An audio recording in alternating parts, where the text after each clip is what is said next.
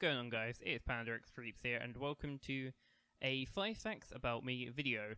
So I did like a facts type video of me before on like a different channel, but this is supposed to be kind of like horror themed. It's supposed to be like 5 horror like stuff around me, like what's themed with the channel. And yeah, I'm just gonna get straight into it. So number one is I started being a fan of Creepypasta since I was probably about 10, and I'm 17 now. So just for reference, I'm like for 7 years now.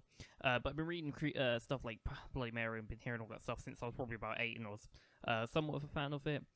In fact, I remembered when I was 10, because I think I found Creepypasta from like a Minecraft Creepypasta mod, and I think that's kind of what got me into it.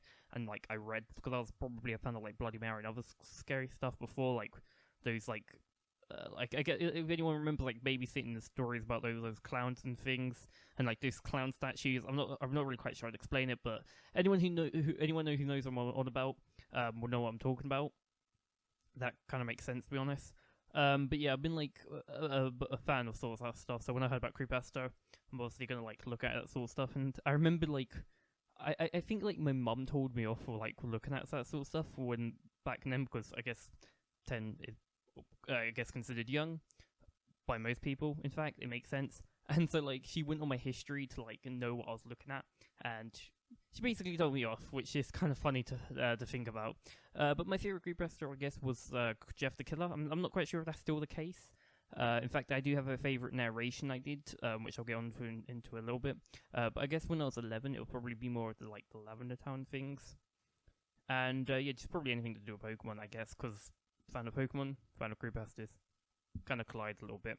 But my favorite ritual I've ever done was Sarah Solita, which is fact number 3, and I'm not quite sure if like there was, like I think it's not like the ritual itself. I think it's more the fact that like the fact that I lost the coins. I was hanging out with my friends, so that's kind of like a plus side. So I think I like the more of like how it turned out, and I think that's why Sarah Solita is like my favorite one I've ever done, because of the whole like me losing the coins, me supposed to be haunted to this day, because we never actually officially ended the game.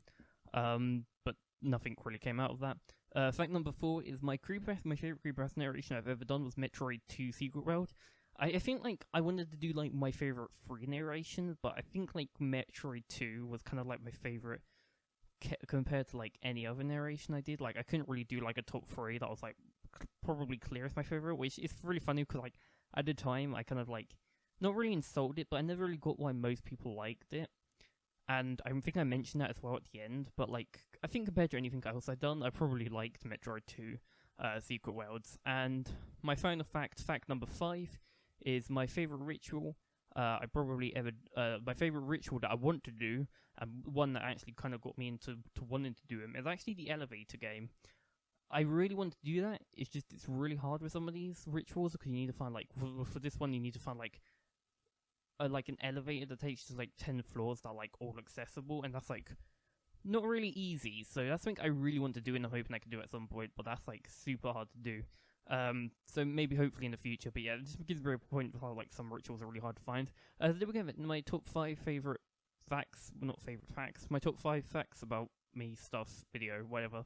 For some reason it's probably sound out of breath because I'm kind of doing it all in one take, and for some reason talking for 3 minutes straight, almost 4 minutes, kind of makes me out of breath, and I'm not quite sure why. But anyway, thank you so much for watching. Hope you enjoyed this little short little uploads I'm doing, because I kind of like to do like things outside the Creepypasta narrations and outside the Panda Scare series. So I hope you guys enjoy.